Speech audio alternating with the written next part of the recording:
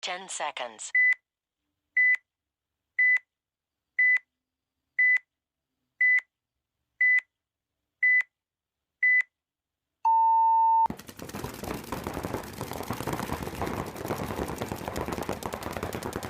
What's up, everybody? Welcome back to the View from the Dead Box. We are a few days from Christmas. Jeez, doesn't feel like Christmas. Days from Christmas. You getting anything exciting for Christmas? Herpes, maybe? I mean, that's between you and Courtney. I can't help you out with that Yeah, one. I don't know. But so this past week we had Alex on, right? That was talking about the MVPS and their exciting news. Thanks to everybody who listened to that, because that was our biggest episode yet. We had some other pretty big ones when we had like Restock on and Chris Ringdale with Under. Those were good, but Alex has taken the cake so far. So I don't know if it's a congratulations to him for being the most famous person we've had on the podcast or what, but it was a good one. Yeah, Thanks we had, to what? You said 1.8 million views. 1.8 million views. It's not bad. It's not bad at all.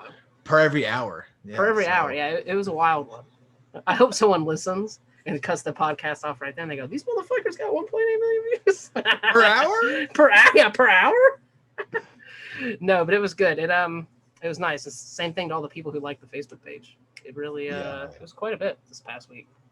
And considering that episode came out literally 3 days ago. So it'll only go up from then, and we'll see how it goes on Christmas. You have any Christmas paintball gear you're hoping to get? No, I bought too much cup and throughout the year.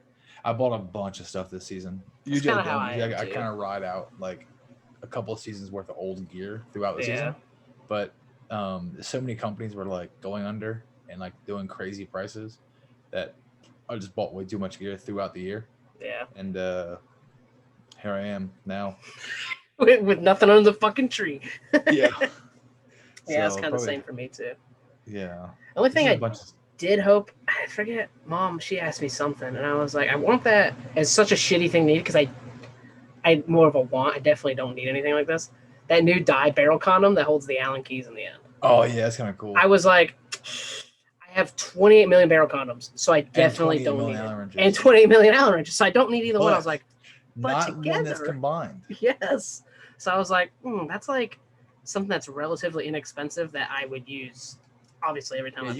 You could take it with you on the field and turn your gun up midpoint. Absolutely. That's the only reason I want shoot through somebody's lens. All about cheating, man. If you ain't cheating, you ain't trying, right? Yeah. Should be great. That's awesome. So, we had someone message the podcast page. It's one of our friends and teammates. He was asking some questions, so these will go out to shout out to Ken for the topics for tonight. Do you want to start reading them off? Read off first one, or do you want me to read off the first one? You can take the first one. Okay. So he was kind of just asking. These are all kind of general. We've kind of loosely covered some of these, like in random episodes here and there, and it's more like asking about like starting teams and stuff like that. But his first one is, how do you recognize new talent? For me, it's a little different probably than you, because I hate everybody first time people show up. I legitimately do. Yeah, you do hate a lot of people the very first time you meet them. I'm like, it could be anybody. I'd be like, fuck that guy, I don't like him. And it's like he hasn't even said 3 words, and I am also not somebody that goes my way to talk to people. You gotta rub him the wrong way. Yeah, you gotta rub him the wrong way. Yeah, he's just like, I'm like, he doesn't need to be here. He's new. He can go somewhere else. He can find his own field. So I kind of am that guy. I've gotten better, but so it takes a couple times for them showing up that I'm like, okay, whether this person, if they're good the first time, I'm like, just luck, and then they have to like they got to keep being good more than one weekend in a row for me, or not be an asshole. Those are my 2 big things, and I'm like, okay, maybe you can work with these people.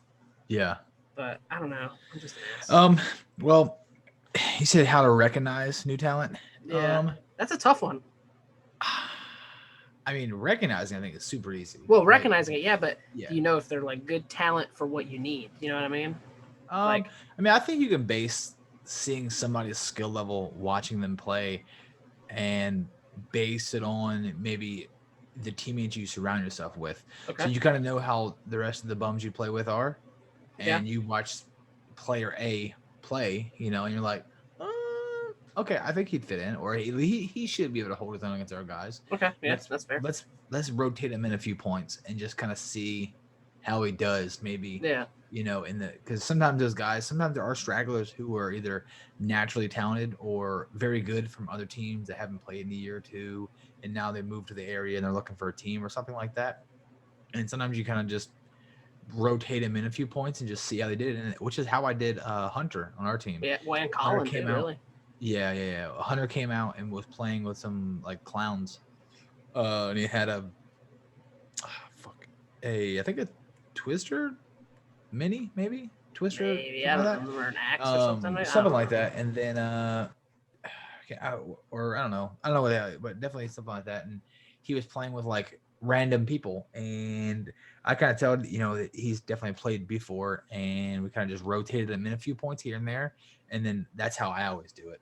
I watch somebody play, and if they're playing with like walk-ons and randoms and like a few other players, D5 and 6 guys, and maybe a few sprinkled in D4 dudes, I'll like rotate him in once or twice and just kind of talk to him, see how the communication is, if he talks back, and then just kind of go, well, shit, let me ask him. Yeah, I think I did that with Hunter and Frank, maybe. Yeah, maybe. Probably. I think Shane met Frank and I think they met at Hoppers, but there was no speedball field there at the time. Yeah. And so that was when the whole we were playing at Statesboro thing was going on. So people were traveling all over. That's the same thing. That's how we kind of got Chuck too.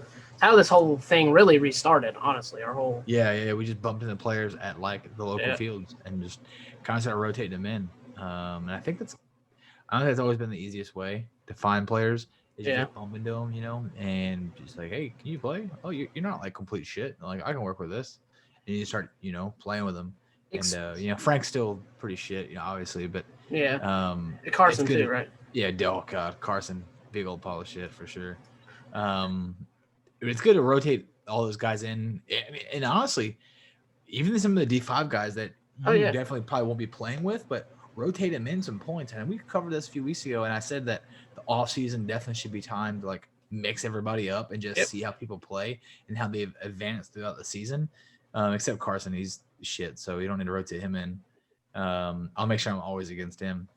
But and that works better in my opinion, especially for like smaller teams or organizations like us. Yes. If you're a big one, you'd obviously have like a camp and you would have a tryout, which we've said it, we're going to have a small, and I say tryout in quotation marks.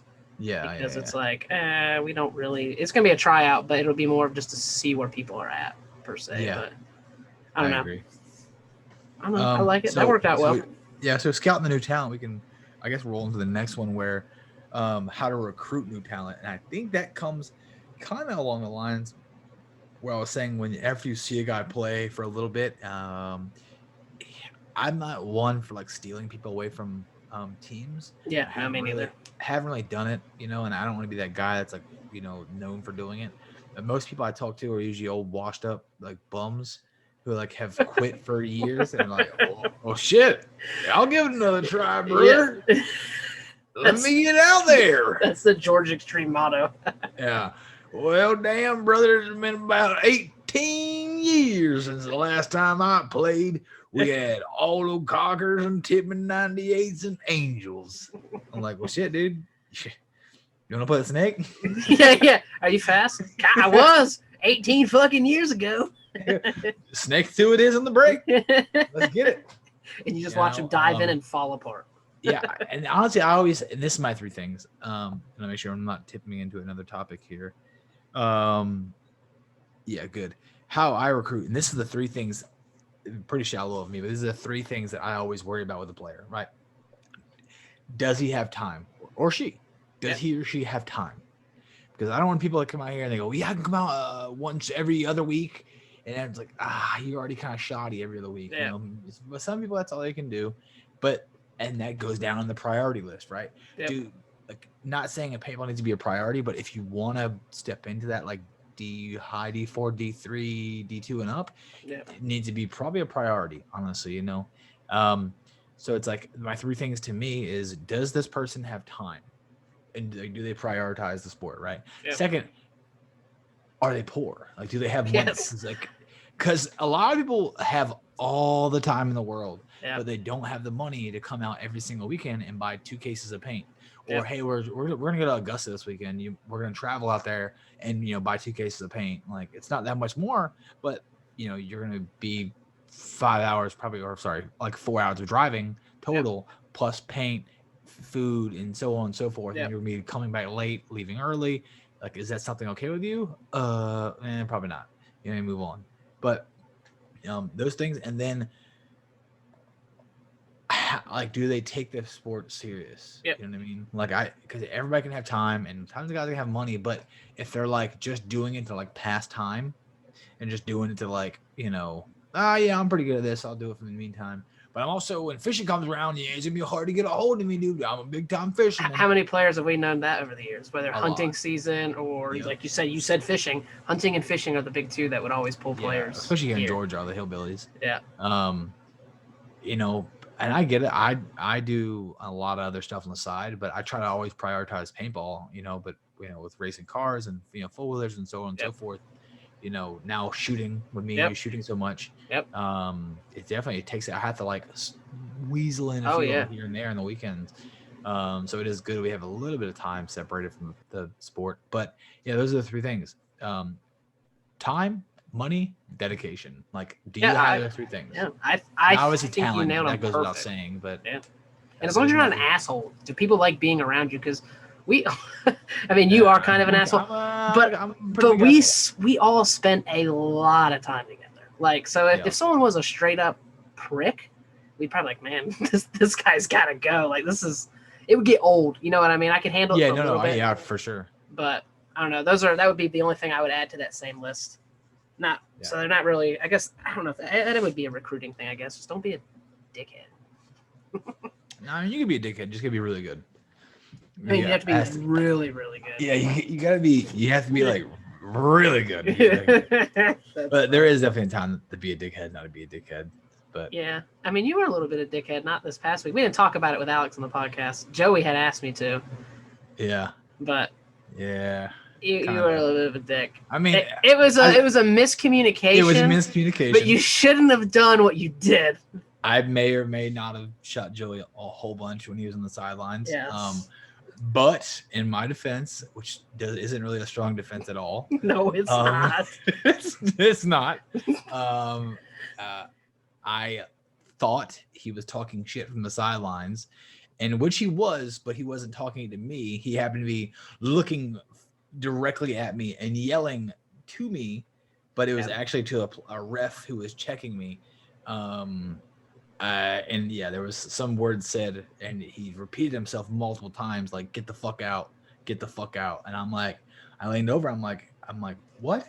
And he's like, get the fuck off the field. And I'm like, who the fuck are you talking to? And then obviously ensued the, How much did you shoot?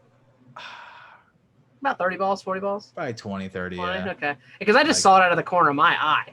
I was like, what the fuck is going on over there? Yeah, like I shot, and then he tried to hide behind Can, and I did so well not shooting Can and still shooting him in the legs.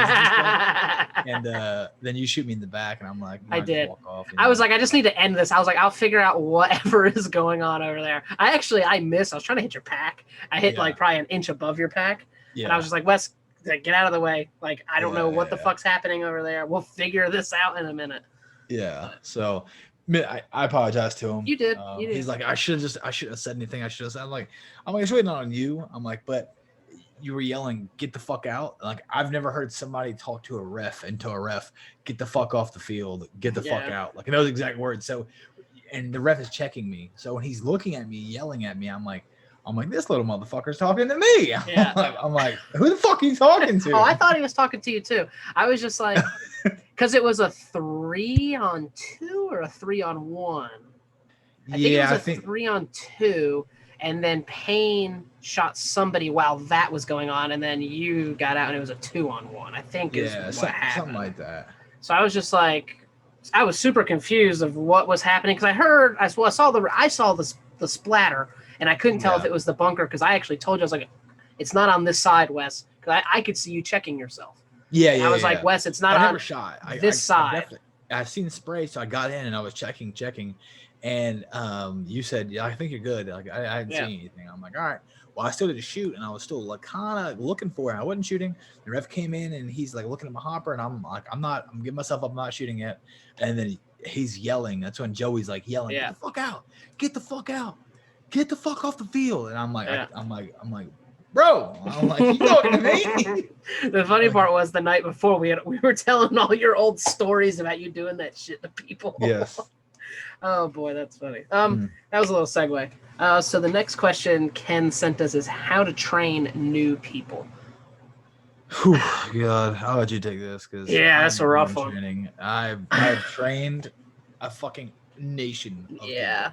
I feel like I have trained enough people in my career of paintball that I have trained a small nation of people. Like I'm probably I'm behind you, but I'm not far behind you.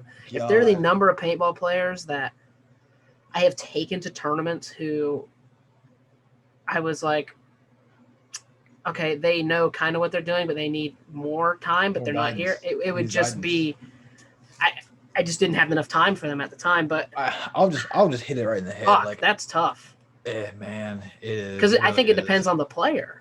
No, some people are going to come out requires something different. Yeah, I mean, and like you can show me how to do something, and I normally will take what you've shown me and I'm going to modify it slightly. You know what I mean? I'll have 90% of what you said. Then I'm going to teach someone else the same thing, and they're going to do what I did. So they're going to modify something that I've already modified, everyone to fit their own needs. So and it depends on how much, I don't want to say paintball skill they have, but how much more, if they're new, like how much of like an athlete they are. Because an athlete from most sports can learn to pick up another sport. You know what I mean? Relatively easily. I mean, they're not all the same, but I don't know. That's a hard question. I don't know. Yeah, my thing is that if you're a new player yourself and you're trying to start a team and you want to like train your players up that are maybe new, don't waste your time. Just go and find people who have a lot more knowledge and experience than you do in it, because one, you're probably going to be training bad habits, right? Yep. You don't know what's good. If you're a D5, D6 player, you're already shit. Like, let somebody who's above you train you, right? So you can be so much better, so much faster. Yeah. Because if you're a new guy and you're training another new guy, you guys don't know what's good. You're like, well, I think this works, and you're just kind of like winging shit. That's why you can go online now to like the BKI and all these other like pros who are showing you training videos and trying to show, because they're, you can be watching those and or find a bigger organization or a team that has like a lot of people that do like drill days and do scrimmages, and they're like mixing everybody in, and they're working with you and they're talking you through stuff and they're showing you like drills they do, which is kind of what we do, obviously. But if you're a new person and you got a whole bunch of fresh guys, don't take it upon yourself to start training like these dudes, because you are literally only wasting everybody's time, money, and you're teaching people bad habits. Like, and that's just how it is. That goes with anything, right? Oh yeah, with racing and with shooting real guns. Like, if you don't know what you're like doing, don't train other people on shit you're not comfortable with. If you're not a pro, like on a steel match, don't go out there and like, oh, this is how I draw, shoot like this, this is how I load here. Like, if you don't know what you're doing, like, keep it to yourself. And like, don't give people tips, like, do not give people tips, and you're terrible. Oh yeah. Nobody, and on the other side of that, if this goes for anything too, if you're learning from someone, you better hope they know what they're telling. You know what I mean? Yes. Like, take what they say and go, okay, well, this guy told me to do A, but now I have 7 people told me B is the best way to do it. You probably need to go do B and modify it to fit you. You probably don't need to stick with whatever guy told you to go do A. Yeah. Because you'll get all fucked up anyway. Yeah, and if you're training, if you are the trainee, like, just shut your fucking mouth. Yep. God, I have had so many problems with like showing a new player. So this is how I hold my gun, and if I'm gonna move here, and in my head I'm gonna move here to here, and I'm gonna be shooting crossbody here while I'm going here. Just take it all in and do what I say, and then you will learn it and go, oh, that was easy. I don't want to hear 18 excuses. I don't want to hear, well, this is how I've used to done it. I don't care how you used to do it. Like, you're terrible. You know what I mean? You're new. You're starting out. Don't tell me how you've done it. Just whatever I'm telling you to do, take that and apply that to you to the best way it fits you. Because you might have to modify it, slowly, or maybe tweak it here and there, but just keep your mouth closed and do as I say. Yep. Like, it's, you know what I mean? Or not. Anybody who has experience, who is training you, just take their advice and take what they're doing and just apply it to yourself. Don't give like excuses. Don't give feedback. Just hush and go move on. You know what I mean? And they're wasting. The player training you is spending his time, which is already expensive as it is out there, to help you. So just take what he says. Don't give any back talk, but you know what I mean. Just hush and apply it, use it, drill it, learn it, and become a better player. That's the best thing I can say to, like, for somebody in the trainee side listening. It's like, don't give the trainer advice. He doesn't want to hear it. He doesn't need anything from you, I promise. Yep. No, that right there will turn me off to a player quicker than anything. There's been multiple times I'll go out there to tell someone, hey, I'm looking at them and I'm like, oh, you're snap shooting, whatever. And I'll come over in a good way and, like, either their sliding is shit, their running and gunning is shitty, this, and I'll say, the gun with their left hand, like, yes, any of those things. And I'm like, hey, man, try this. And they go, oh, I know how to do that. And I'm like, well, I was like, hey, well, why aren't you doing it? And they go, oh, it's just been a while. I'm like, okay, well, you probably don't need to be practicing that old way. And then they argue with me, and I go, okay, I'm done. That was, you had 3 minutes. You apparently know better than I do. Yep. So. And you ruined it. And at that point, I'm like, well, I'm not going to waste my time because I have 15 other players that will be happy to hear me, like, get my help from me. Like, yes, hear my opinions. So, and we don't, like, most people aren't going to do it to be an ass. They're legitimately doing it to help you because in the long run, like, because everyone a always lot says of times grow paintball, but we want more paintball players. Yeah, and we didn't have that. Yeah, that was not something we had. Well, I kind of did. Yeah, you guys definitely did with us, helping you guys out, but it was literally us figuring out stuff in Dad's backyard. Like, that's literally what we had.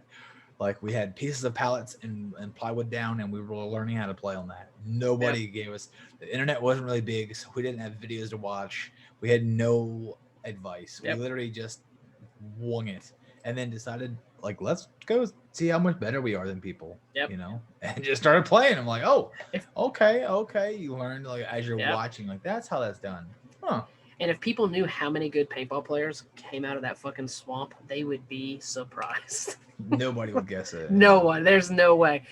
We always say the geographically challenged. If we had the same group of people and we all lived in, like, Jacksonville or Atlanta, that would be a fucking terrifying team.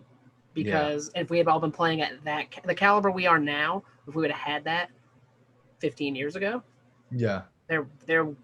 this is very biased, and I'm going to say anyway, there wouldn't be many better teams than us. And it's just, that's why kids now who can start out at, like, D5, D6, and they can jump the D4 than, like, a season, because they can, like, go online, watch videos. They can go to the local fields and watch better teams. They get, like, help from other players, which is great. We just didn't have it, so I can't tell you how that would be great to have. Oh yeah, I mean, we give it now, but still, even if we had that back then, imagine how good we'd be able to regurgitate that information to the people now. It would make everybody better across the line. We would have been better. We'd be teaching people better ways to do things because we're not 100% ready there. I mean, I like to think I am, but definitely not. So for sure. This will be a good one. I know you're not going to be on board with this question. You're already out. Yeah. Let's see. The best of group of friends playing tournaments. Oh God. I know you don't like this. Go ahead, say it louder. Say it louder. I'm split. So basically, playing with friends or playing with a team, right? And playing for fun or playing to win. Yeah. That's the gray area, right? It's a slippery slope. Yep. Do you play with friends and have fun? Or do you play with good people and win? Yep. Right? Can you have both? Yes, it's rare, but you can have both. You can play with friends, you can get good, and you can win. And that's what we're trying to do. We're all kind of friends mainly. Some of us, like Carson's dog shit, but some of these guys we've known for a long time, and we want to keep the core group together. and we want to win events. So that's what you want. But I gave up playing for fun. I think I said this in the very beginning of our podcast, like originally. You have. I gave up playing for fun probably about 10 years ago. Like, and I said, like, I'm gonna take it a little more serious. Like, I can't play serious and have fun. Because I hate to see the teams that are so happy, like at the end of the event, and they got fucking 0 forward. Yeah. And they're like, oh, dude, listen, we got some beers, dude. They're happy they got beers. I'm like, dude, you just got 0 forward. Why are you happy? You're celebrating a fucking beatdown. Nobody celebrates a beatdown. Shouldn't. And some people are like that. And hey, listen, more power to you, because I personally cannot do that. If we have a bad day, like, I'm probably gonna like let everybody know, like, we had a bad day. Like, this is shit. And you'll see the guys who are playing to have fun, and they'll take a step back, and then just push them to a group that wants to play for fun. Hey, man, go over here. These guys are playing for fun. We're playing for, like, a little more serious. It costs money to travel to these events. Don't waste my time and money if you're playing for fun. But there are teams who have fun and play, and hey, listen, that's great. And there are teams that play for their buddies and have fun and win. I mean, that's kind of Dynasty build a program on that. They play with their friends for a very, very long time, and the most winningest team in paintball ever. But that's also because they play with their friends, because they knew how everybody was. But you can't. It's very hard to do both. Very hard. Very hard. Like, so I think for me, playing for fun and playing to win, I always, quote unquote, try hard. Like, I would much rather bust my ass and try to win than just go out there, have a blast, and drink some beers and lose. That's 10 man. That's 10 man kind of stuff. Not knocking on 10 man, scenario stuff. But 80% of it. Yeah, exactly. Or mech events, like, and not knocking mech events and 10 man, but a lot of those teams that go there and play, you'll have like 3 or 4 try hard teams, and the rest of those dudes are just going there to take 10 of their best friends with them to drink some beers, grill out, and then go shoot some people and have a great time, and which is awesome. And I had a blast playing 10 man and mech events. It's really fun. But those are the events to me. You don't go to a national X-Ball event or an MBPS event to, like, quote unquote, have fun. Like, that's not where fun is at. It's expensive, first of all. No matter where you go, you're gonna shoot 30 cases of fucking paint. It's very expensive. When you're spending a person, like, let's just say the NXL was probably, if a random team with no hookups on anything showed up to play, they're going to spend like $30 to $35 a case. You have 30 cases, $1,000 roughly. Then they're going to spend entry, which is what, $2,000, $2,400, maybe, something like that. So you're at like $3,500 before you even touch food and rent, like, in a hotel and off work, and travel. You had to miss Thursday and Friday, and travel. So some of these players are $1,000 in. Some of these players are spending $1,000. Those guys do not want to go play for fun. Nope, not at all. They don't want to spend $1,000 a person and go play for fun. Yeah, no, I think you nailed every bit of it. There's nothing else I can legitimately add to what you said. I mean, like you said, if you can do it with your friends and win, that's the way to do it, in my opinion. And like you said, it can be done, but it's very difficult to do. I mean, we do have fun days. Oh yeah, we do have fun days. We have fun days. We have fun practices. We have fun scrimmages sometimes. We mix it up on the rec ball field. Those are days for fun. But when we come out there and I want to run 15, 20 points in a practice, those aren't fun days. Like, I don't want to have fun. I want to just grind and grind and grind and grind and grind and grind. And, I want to, like, push. That's what I want to do. You know what I mean? I don't want to go have fun. So we go to the events. It's just another day in the office. It's just a normal practice. It's just push. Exact best way to do it. We've gotten better. We probably played for fun a little too long. Beginning of 2017, 2018, I don't think any of us knew how long we were going to do. You know what I mean? I don't think anyone knew we would still be playing again. Look at Gordon, right? Yeah. The first time he said it when we came at CZ, he said, like, I want to come back, hang out with friends, and have fun again. He says, once it gets too serious, I'm going to take a step away. Yeah. And not single him out, but no, I mean, verbatim, like, that's what he said. we're all there. He said, when this gets too serious, I'm going to take a step back. And I'm like, straight up, I'm like, X-Ball, which is fine. Yeah, X-Ball is not fun. Like you can't beg me to go find events and play X-Ball and work all these contacts and push for X-Ball and then go want to have fun. That's not fun. X-Ball is not fun. It's fun when you're winning. You 4 people, super fun. But usually it's not. Usually it's work. It's work, work. All the way up to the event, work. At the event, work.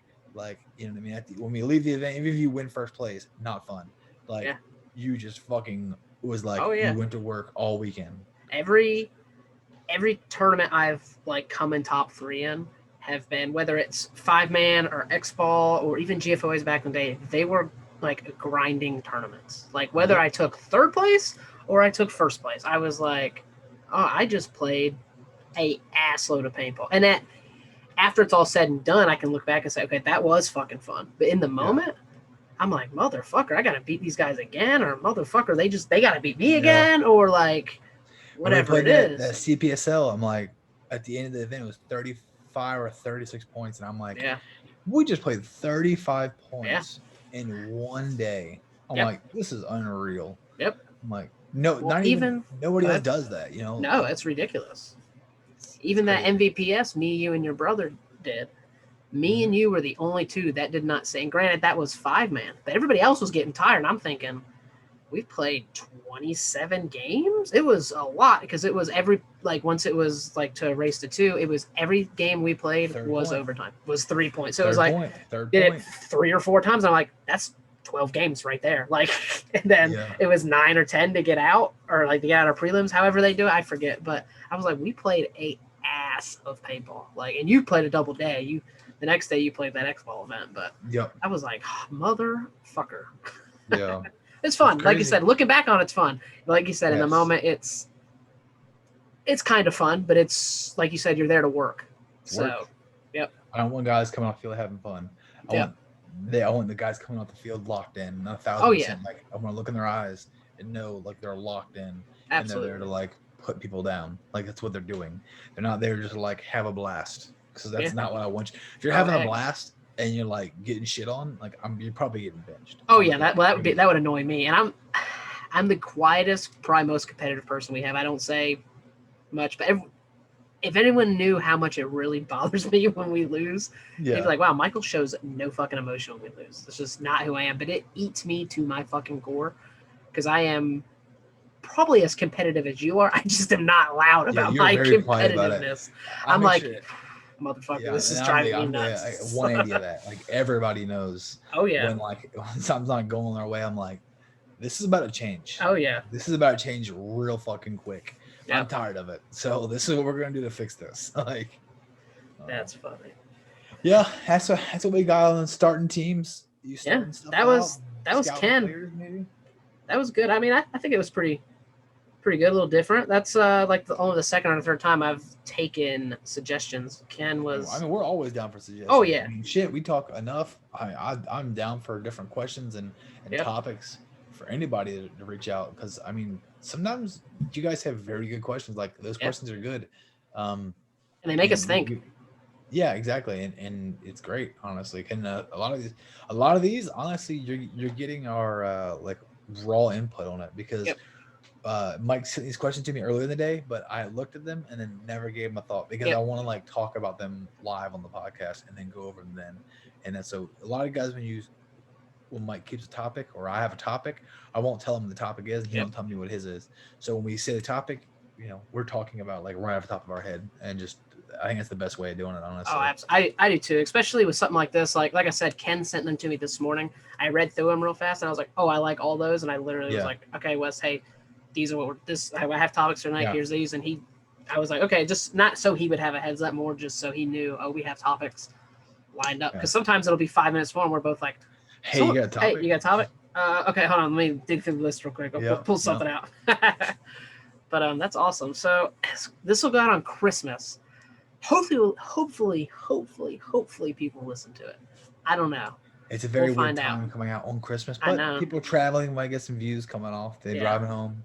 And the following one's coming out on New Year's, so that's going to be interesting too. So hopefully these get at least some listens. But we'll find out. I guess time will tell. Yep. Do you have anything else? That's it, buddy. No, we'll rock it. It'll be a little. It's probably about 40 minutes, I guess, give or take. But it'll be maybe about 35. But that'll work. Thanks for listening. Like we said last week, so many people listened and downloaded. It was awesome. So keep it up. Thanks for doing that. People buy t-shirts. We sell like 1 or 2 t-shirts a week. It's like the fucking craziest thing to me. Yeah. Why someone would want like a fucking t-shirt of me and you. That's the one that sells the most too. Really? That shitty cartoon. I hope one day I go somewhere and there's like I see somebody 10 of them. Yes, that's all. I mean, other than like Chuck, because Chuck wears his, and I'm gonna be like, why the fuck am I on that dude's t-shirt? But yeah, it'll be so worth it. But like I said, thanks for listening, thanks for watching, buying, and we'll catch you guys on the next one. Later, boys and girls. Bye. Bye. Bye. That's